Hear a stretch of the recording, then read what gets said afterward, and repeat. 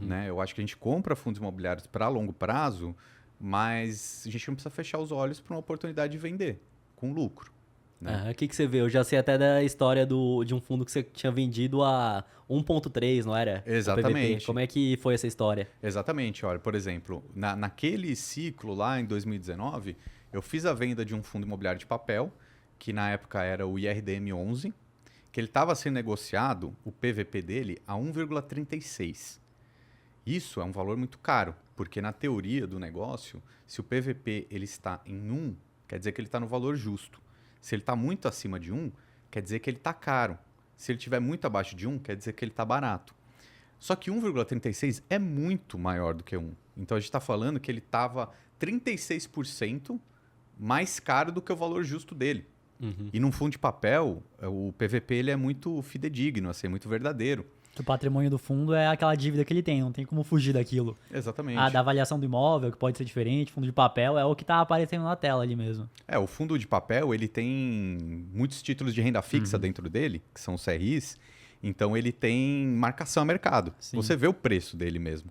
Um fundo de tijolo já é um pouco diferente, porque às vezes a avaliação daquele conjunto de imóveis foi feito 6 meses atrás, 10 meses atrás, então às vezes você está olhando o preço, só que está vendo a avaliação de um ano atrás. Né? Então, no fundo de tijolo, o PVP é importante? Mas tem que olhar com um pouquinho mais de cuidado e menos relevante do que no de papel. O de papel ele é mais verdadeiro.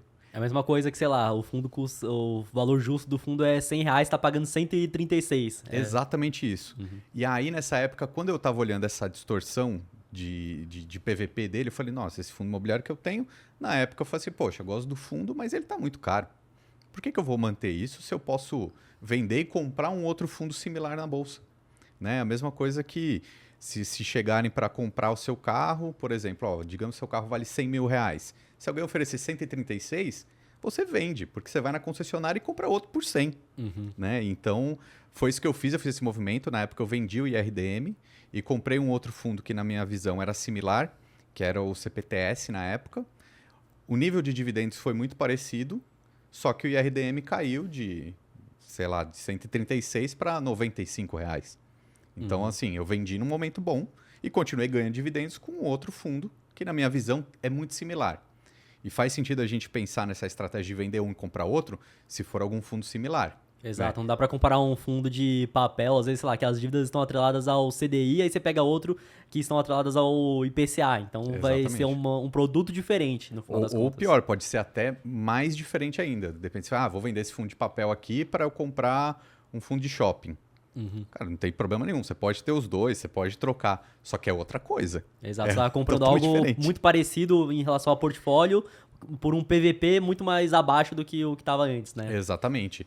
Então eu digo isso até porque, por exemplo, tem muito fundo que ele vai crescer, ele vai valorizar pela simples oferta e demanda. O efeito da oferta e demanda, o que é isso? Um monte de gente vai entrar na Bolsa de Valores, um monte de gente está olhando para fundo imobiliário, então um monte de gente vai comprar determinado fundo imobiliário. Ele vai subir, ele vai valorizar.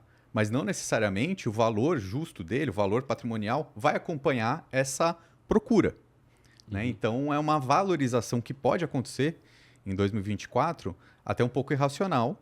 E aí o investidor ele pode aproveitar isso, vender na alta e depois esperar cair, comprar de novo ou mesmo comprar um outro fundo.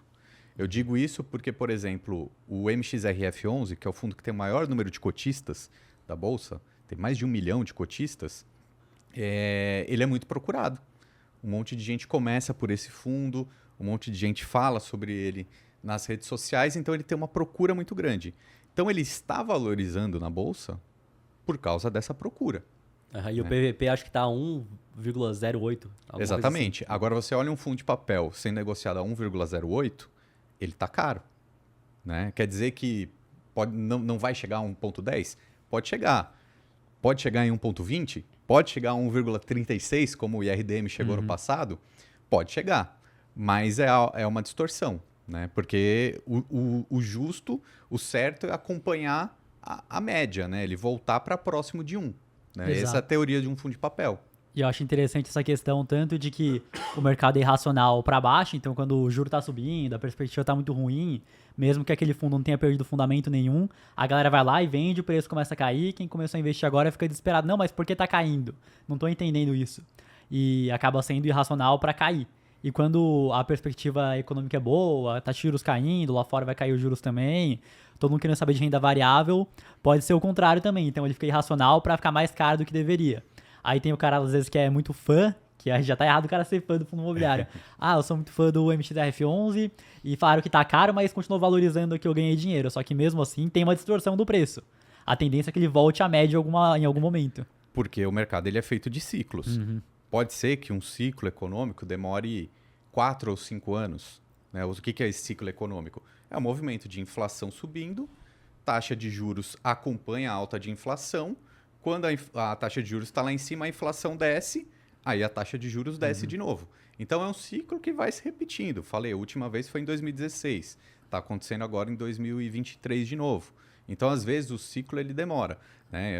Quando a Selic estava 14% em 2016, depois caiu para 7%, depois caiu para 2%, aí depois subiu para 13% de novo. Então, assim, é um cenário que vai acontecendo. Então, pode ser que aconteceu com o IRDM, pode acontecer com o MXRF. Pode bater 1,3 de PVP e depois cair para 0,9. É totalmente plausível que isso aconteça. Exatamente, igual. A gente tá falando que já está caro. Não quer dizer que ele não possa ficar mais caro ainda, porque às vezes chega o cara e fala, não, que falaram que tá caro, mas tá subindo ainda. Porque tá ficando mais caro ainda, não quer dizer que ele já não estava antes. Exatamente. E aí, quando acontecer isso, o pessoal não precisa ficar preocupado, ficar mandando mensagem. Mas o que aconteceu com o MXRF? Por que caiu? Caiu só porque tinha que cair. Não quer dizer que ele perdeu fundamentos ou tá com calote. Não é isso, é que é oferta e demanda mesmo. Mas acho que muito dessa popularidade veio por ser um fundo base 10, tanto que vários outros fundos estão fazendo agora o desdobramento para ficar no base 10 também, né? Mesma coisa quando tá barato, fala, não, tá barato, mas pode ficar mais barato ainda. Pode também. Que nem a gente fez um vídeo investindo em fundo imobiliário na prática no final de 2022. E já tava barato naquela época. Só que ficou mais barato ainda. E tem gente que fala, não, que você investiu e caiu. Sim, eu comprei barato, ficou mais barato. É normal do mercado. E o cara que tá construindo a renda passiva dele pro futuro, ele não vai investir uma vez e vai esperar, ele vai aportar todo mês. Então ele vai comprar mais barato no final das contas depois. Exatamente. E aí a característica do tipo de investimento que você faz, né? Se tá pensando em fundo imobiliário, cara, você não tá pensando no curto prazo. Porque é um mercado muito mais estável, assim. Não é igual a bolsa de valores, igual as ações, que pode dar uma porrada para cima mês que vem. Né? Sei lá, o Ibovespa em novembro e dezembro de 2023 subiu 20% em 2 meses. O IFIX não vai subir isso tudo, né? Mas os fundos imobiliários vão pagar mais dividendos. Então, num planejamento de renda passiva, é para isso que esse instrumento serve. Exato, acho que a grande questão do fundo imobiliário é que você tem que, obviamente, analisar, ver o portfólio do fundo que você está comprando, mas é comprar a pelo menos um preço justo, não comprar caro que você já vai estar melhor do que 90% aí. Não, mas se você comprar num preço justo ou mais barato, você está completamente tranquilo. Mas aí vai chegar um momento de mercado em alta, não vai ter mais nada barato. Né? Aí que é difícil comprar. 2021, 22, 23, dava para comprar tudo tranquilo.